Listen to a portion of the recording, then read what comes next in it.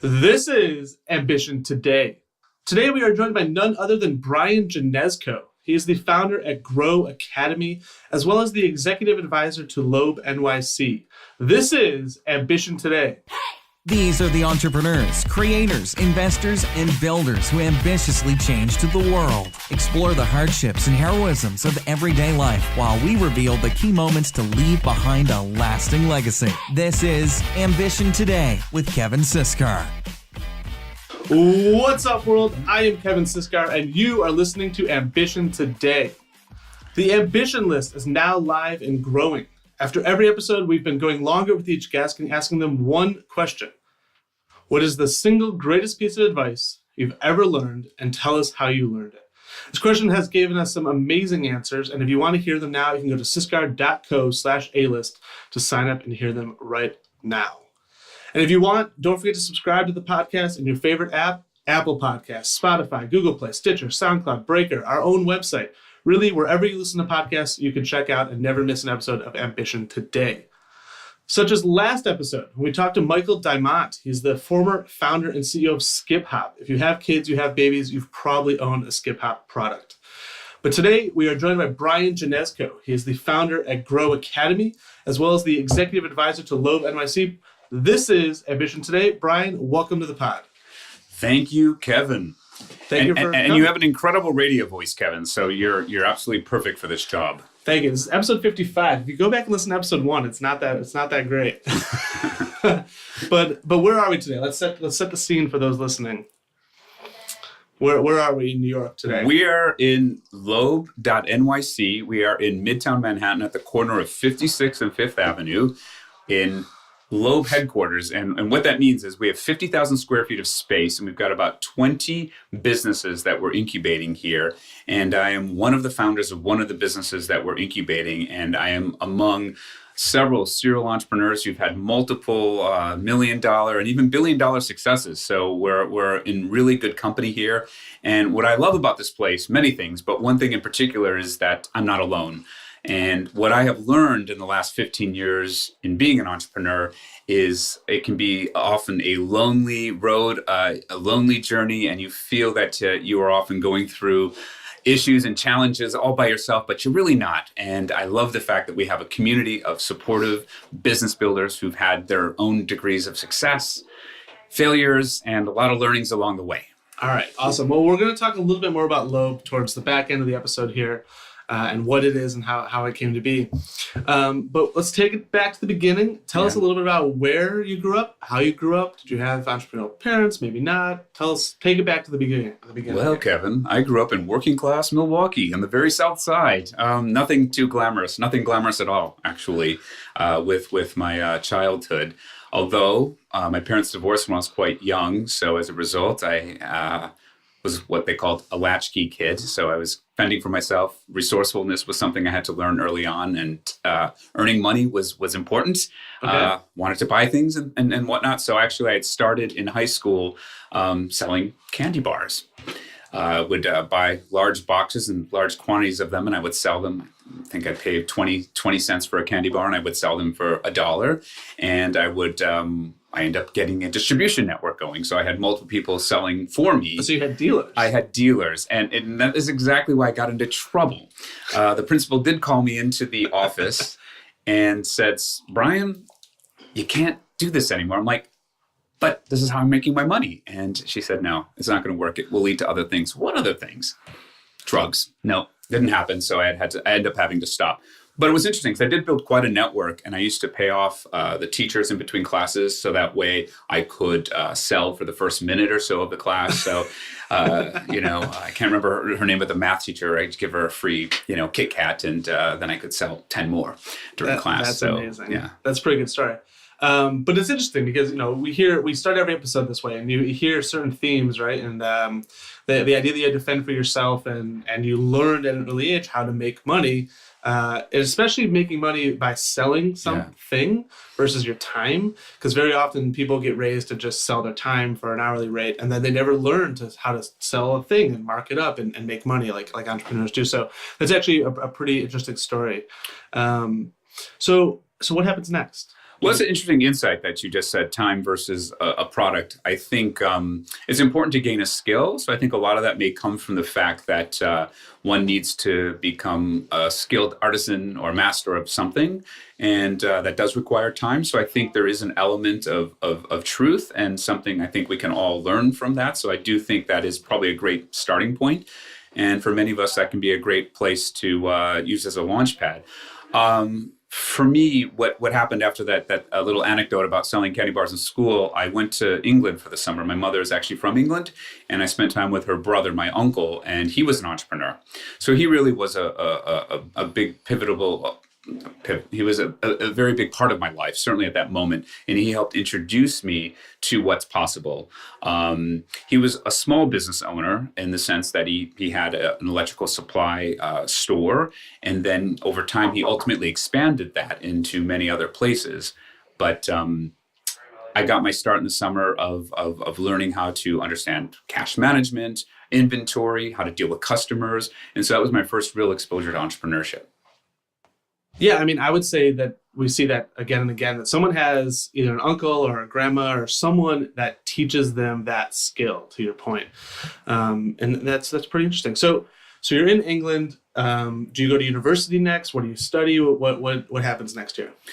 Well, it's interesting because I did grow up in a very working class area of the south side of Milwaukee. So it was a contrast to spend time in England. And it was just for the summer. So when I came back, I want to say I had this awakening, awakening in the sense that you had reverse culture shock. I reverse culture shock of sorts. Yeah, absolutely. That's a real thing. When I came back from England to Buffalo, almost more so than I realized going there, coming back and then reconciling this experience with this old world is profoundly impactful on you. Yeah. And you too became an entrepreneur. Yeah, accidentally. But yeah, so what happened to you? Reverse culture shock, you're back in Milwaukee. I enjoyed my life in Wisconsin, and I certainly enjoyed my time traveling. What it encouraged me to do was just have an open mind and to be expansive. And that's really what set me on, I think, a life journey that is still incredible and expansive today. So I am always looking for new situations, always looking for new experiences to expand my mind and keep learning and keep growing. But back then it was about, wanting to go on to college, make sure I got the degree. No one in my generation had actually gone to school. My mother had just graduated. She had gone part-time for a number of years while she raised me and my sister. And so I went to undergrad, and it was after that I decided to make my way to New York City. And that's when... that was my next question, is what brought you to New York? We'll go there, yeah. Big lights, big city, make it here, make it anywhere, baby. There was no question. I was definitely not going to stay in the Midwest. I literally was on a bus, a Peter Pan bus, and I arrived at the Port Authority with a credit card that had a $5,000 limit, and I didn't know anyone. I knew a friend of a friend who was kind enough to let me stay on her couch for a week. But that is how I came to New York. And nice. So I guess it's a tale we've seen or read about, but that was definitely my reality at the time. Yeah, on the bus is a new one for me, but that's the OG story there. Yeah. So let's set the stage here. So you land in New York. Around what year is this? This was just over 20 years ago. So I've been here for a while, but I was able to quickly. I remember I joined the gym, the athletic complex on 34th and Park. It was near where I was staying for a week. Then I found a roommate. I got a temp job. I was a little worried at the time, but at the same time, I started building my social network, feeling good about things, making sure I was, working out, trying to stay in shape and have a positive attitude. And ultimately, I landed a job. I was working in finance, and then once I got that job, I decided I wanted to go back for my MBA, and so that's really what I think has set me on the trajectory that I'm on today. It was at NYU Stern, where I went to business school, that I started meeting incredible personalities, very successful entrepreneurs, a lot of successful alumni. Had really provided volunteer mentoring, teaching courses on entrepreneurship, teaching courses on how to grow and scale businesses. And so I was very, very enamored with that. And several years had passed since I actually was exploring my own entrepreneurial endeavors. And now was the time to really dig back into that, because for me personally, I express myself creatively through business building. I'm not an actor. I can't sing. I can't dance. I'm not an artist in the traditional sense. But what I can do is I like to create, and through business, I have found that in the last 15 years to be an incredible vehicle for building and creating and expressing myself. And through doing that, I've been able to really find a passion and inspire others along the way and create value. I like that idea of the business person as an artist, though. And I think when you're the founder, and you just kind of strip out the business of it, but there is almost like a creative artist capacity to that, and how you manifest your vision into reality, essentially. Of course, you're an artist. Every founder brings their unique set of traits, and many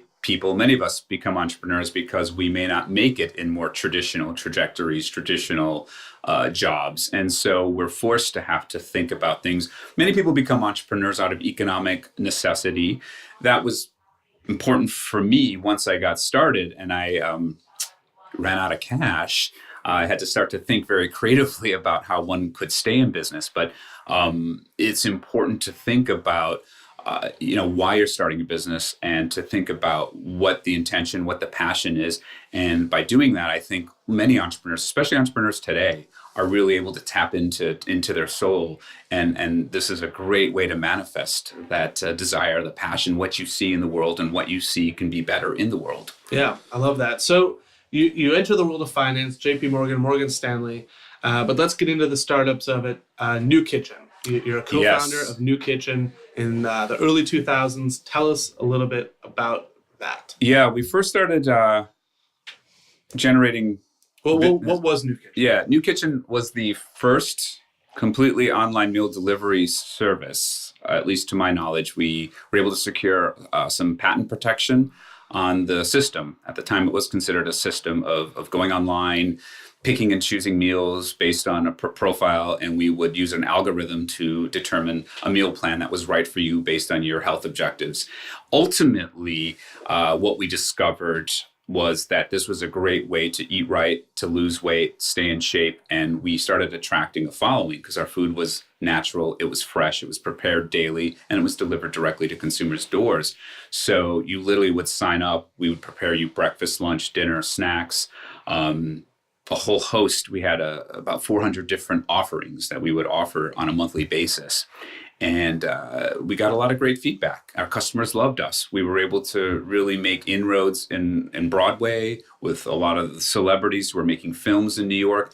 And I think between 2005 and 2010, the years that the business was active, I think anybody who was in town making a movie was on our program or who was filming. So we had a lot of paid celebrities, and a lot of them endorsed the product. We had one, Sarah Jessica Parker was fantastic. She tried the product and allowed us to use her name for marketing purposes, which helped sales go through the roof. It was a very important time. And she happened to be on the cover of Vogue when the editor of Vogue did a big spread on NuKitchen, on her experience, on being on the program. And I think the combination of the two is really what shot sales into the millions of dollars. That was a very pivotal moment for us. I would say, I was describing to you before we were on this podcast, a couple of the challenges we had as a startup.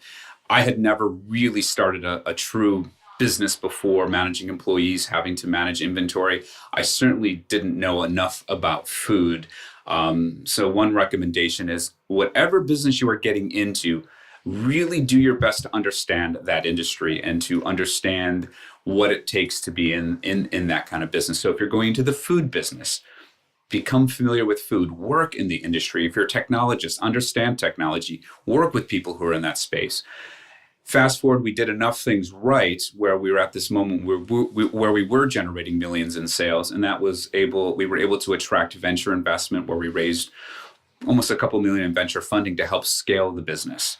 And it was shortly after that we outsourced our operations, started scaling our business model outside of New York, across the country, when we met Nutrisystem. And so that process from start to finish started with, hey, we just want to get to know you guys too. We want to acquire you guys. Yeah. And my business partner at the time, Mark Newhouse, a very close friend of mine, We were very elated by that particular deal, and this was right around 2009. So we sold the business after running it for about 5 years. We had a 5-year business plan that we put in place, and ironically, it was a little over 5 years when we actually exited and sold it in the multi-million-dollar range. So it was a great experience because a lot of challenges, a lot of things we didn't know, a lot of unknown unknowns, as they say. But the biggest learning for me through all of that was really recognizing my potential as a person, as a human, understanding that your mindset is the majority of success or failure. And where you keep yourself in your headspace, it allows you to either be open or closed, to be expansive, not expansive, and to be open to feedback and to learn. Yeah, well, congrats on the sale of the Nutrisystem back then. It's interesting because, we talk about this now. You and I have had some conversations, and, it's a direct consumer food subscription business, like, Blue Apron, Plated. But this was before the industry was even huge, I guess you would say. You guys kind of pioneered the path there. Well, you've done a better job selling this than I have. The idea, absolutely. While we were a pioneer in the meal delivery industry, which today is a multi-billion-dollar industry, we did sell a couple of years before HelloFresh, Plated, Blue Apron. Some of the bigger, more well-known national players today even came into existence. And I'm friendly with a few of those folks today. So I think what they're doing is a very interesting model. The big difference, we had fully prepared meals. And what was important for our model is we were a solution. We weren't a nice to have. We viewed ourselves as a necessity. You came to us because you wanted to eat right, you wanted to get in shape. But ultimately, while it wasn't a weight loss product, people were losing weight. If you ate right, ate a healthy, balanced meal of fresh, prepared, organic, or all natural meals, you're going to sleep better, you're going to have more energy, you're going to have better skin, you're going to lose weight. And so we're able to attract a lot of people. Average customers spent thousands of dollars a year with us. And so we were able to acquire customers very cost effectively. And the lifetime value of those customers was extraordinary. And so that was a very, very lucrative model. And so you combine our technology, our order management system that we have, you combine that particular business model, and that was attractive to Nutrisystem at the time. The big learning for both NuKitchen and Nutrisystem, I still have a relationship with some of the folks who work there today. And one of the big learnings was different types of consumers. We were serving different types of consumers. And so while our models were very analogous to each other, we were in the market of acquiring customers, of serving customers. We had outsourced our food production. We had outsourced our delivery. We felt our models were very compatible. And from that perspective, they were. But in terms of the actual customer, how we message them, how we manage them, very, very different perspectives. So it's been a very difficult journey to really integrate fresh food into the Nutrisystem portfolio. And today they've got a very successful line of fresh frozen. So they've been able to figure it out. And I believe it's one of their highest growing areas of their business model today. Yeah, I would imagine so. So going on, moving forward here, you were also recently named top 23 most powerful LGBTQ people in tech, alongside people like Peter Thiel, Tim Cook. And part of that is due to an organization you helped co-found called Start Out. Yes. Tell us a little about Start Out and how you came into that after selling NuKitchen and Nutrisystem. For me, giving back and being part of the community is important on many levels. And after we sold the business, I wanted to do something to give back. I was giving a lot of my time to helping early stage entrepreneurs make better decisions, to not have to make the same mistakes that I made. And my good friend Darren Spadale had the idea to come up with what became Start Out. There were a few other co-founders as well. There were 5 of us, Joe DePasquale and Lorenzo Tione. And we met, I remember meeting in my apartment back in 2009 with, the original strategy for what became Start Out. And we literally launched it at a bar in Hell's Kitchen back in 2009 with the goal of helping LGBT entrepreneurs find the resources they needed to start up smart, to grow a business that that would be blind to their sexuality. What we found over time was this evolved into mentorship programs, helping connect investors and early stage founders, late stage founders.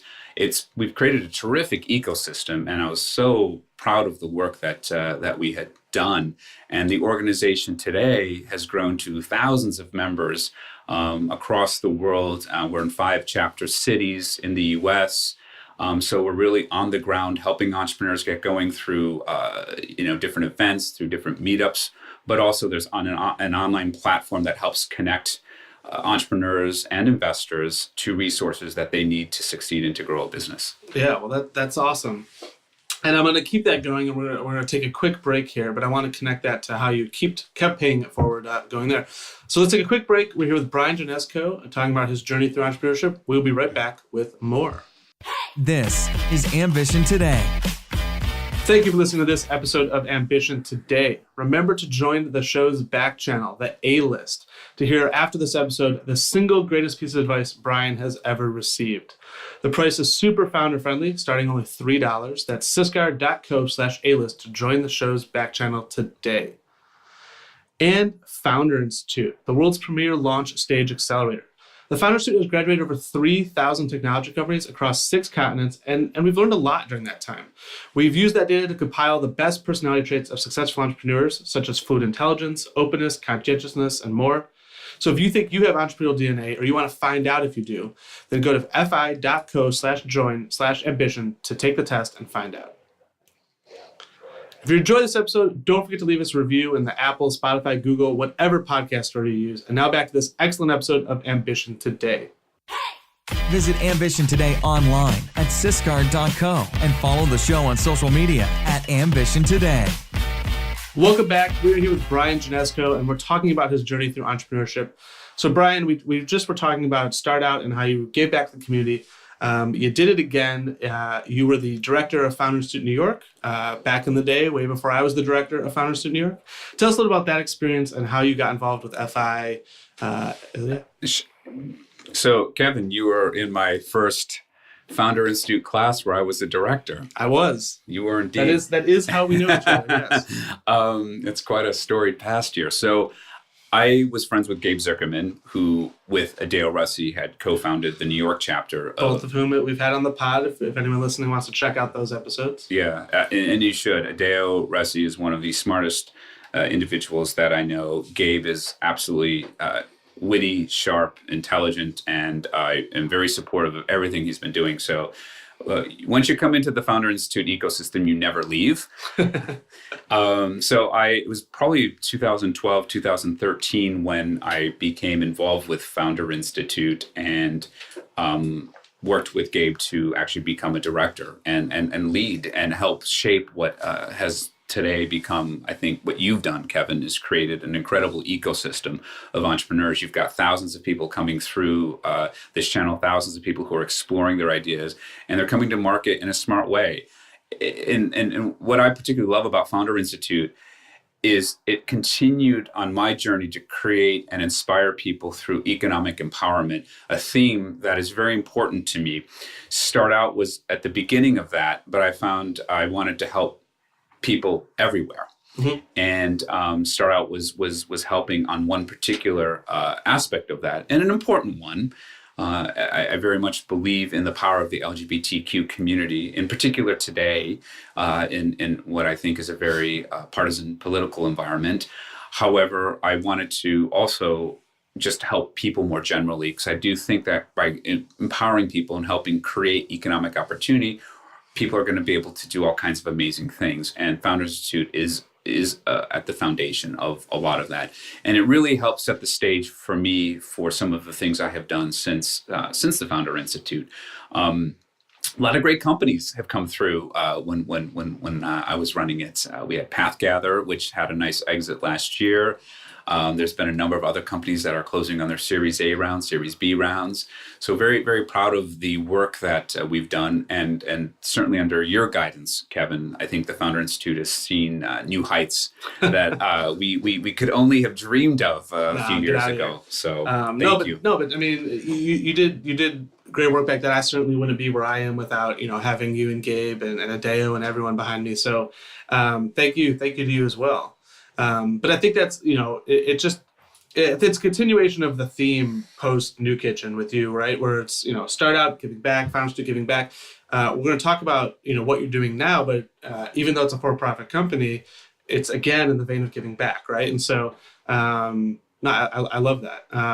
So let's talk about where you're at today. We're here at Loeb. What is Loeb NYC? What is this place? You talked a little bit about it in the beginning, but how would you explain Loeb? Oh gosh, what would Michael Loeb say? He would say a lot of things. He's a very well. We had Michael on a few episodes ago, so some of the audience that listen to the episode might already have a little backstory. That is fantastic. So if you haven't listened to it, you should absolutely listen to it. So Michael Loeb is the founder, and Rich Vogel is the co-founder of Loeb, and what they've been able to create over the past several years is this incredible ecosystem of not just investing in ideas in early stage companies, but bringing them in-house. So very unlike a traditional venture capital firm, which writes a check, opens the Rolodex, sits on your board, they'll not only write a check, but they'll have you live here, and they'll provide you with shared services, go-to-market product planning services. And there's this community of entrepreneurs, of seasoned executives and CEOs, startup CEOs who've built businesses. It's a very, very powerful combination. And I have yet to really see that model in full force. There are other models out there that purport to do this. Yeah. There are few of them that do, but I have yet to find something that does it to the scale of what Loeb has done. And Loeb has created multiple billion-dollar entities, from initially working with Jay Walker to fund what became Priceline. Michael revolutionized digital publishing with Synapse, which he sold to Time Inc. for almost $1 billion, to the most recent unicorn that's revolutionizing healthcare in this country today, single care. So I think there's a lot of great opportunities that they're unpacking, and there's a new wave of portfolio companies, Fetch, Mercado, Steady, that are on their way to becoming billion-dollar babies. And it's not just about creating the money; it's about creating companies that have impact. To your point, which is really hard. And I think it is hard. The formula to do so successfully is something that it seems like Loeb is figured out. Michael and Rich have figured this out, and so when I had the opportunity to become part of all of this, I of course jumped at the chance because I have developed a great network, great relationships. I've had some successes, and I've made a series of startup investments. But to be part of this is just going to amplify what I'm able to do personally and professionally, because we align on so many fronts. The idea of building potentially billion-dollar companies with impact. And I do think that they're completely compatible. So when we look at what Steady is doing down in Atlanta, they're serving, it's the Uber of the gig economy, in the sense that it's an employment platform for people who want to optimize their income generating opportunities. There's Fetch Rewards, which is helping using receipt scanning technology that helps people save on everyday purchases that they make at the grocery store. There's a lot of great ideas here. And so one of the things that we've now become joint venture partners for Gro Academy, which is an online startup academy for people that have an idea. Yeah. A lot of us have ideas. 150 million Americans are thinking about something, whether they're in line, waiting for their latte, they're in their cube, or they're just daydreaming about something they think might be this next big thing. We're giving them a tool, an opportunity, a platform that takes them through in a step-by-step process that helps them unpack and unravel that idea and help see, is it a viable business? Is this a good idea? Is this something that I can make money on? And at that point, we help them, create that first sort of business plan, if you will. And we think leveraging all the intelligence that we have here at Loeb, all the business building experience through videos, through all the content, we're able to customize a roadmap for each entrepreneur that signs up for this platform. So that's one of the big things I'm working on here. Yeah, I'm really excited for Gro and to see how it evolves and especially how it plugs into Loeb overall. Where can people go to check out more about Gro Academy? Gro.academy. All right, cool. Everyone should go check that out. That's going to be an excellent resource for a lot of entrepreneurs. You're also working on something else here as well, Nunbelievable. Tell us a little bit about that. Yeah, this is a great project, mission-based business with Tony Robbins. I'm not sure how many folks love Tony Robbins. I have been inspired by Tony for many years now. And as a matter of fact, before I came to Michael Loeb's company factory here, the Venture Studio, I was listening to a series of Tony Robbins videos and talks to find my own inspiration, because I think it's always important for us to be inspired. So whether we work out, we do things to put ourselves in a peak state, I think it's really important. And I found Tony Robbins to be a very important part of that journey. Little could I have guessed that within 2 years, I'd actually be working on a business that he would be seeding. And it's a company called Nunbelievable, and yes, that is Nun, N-U-N. The origin story is about these nuns, particular order of nuns in Chicago that sell artisanal baked goods to support their mission to feed the homeless and to feed the hungry. And there's also programs to help eradicate hunger, to help take people off of hunger. But at the core, the mission is something that's very true and very important to Tony Robbins. And so when he heard that these nuns were spending so much time raising money to provide meals for those in need, they forgot to pay their rent and they were about to be evicted.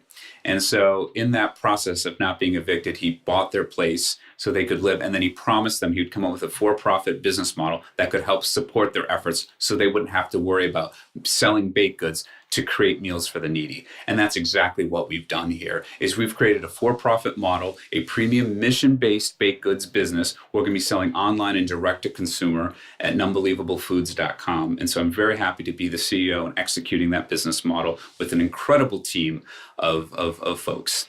I love that. Well, that's great. So it sounds like between Nunbelievable and Gro Academy and Loeb, you're doing some other initiatives there as well. It sounds, I'm really excited to see the fruits grow of all of the seeds being planted right now. And so I'm really, really excited for that. Thank you. Well, Bryan, thank you for coming on the podcast.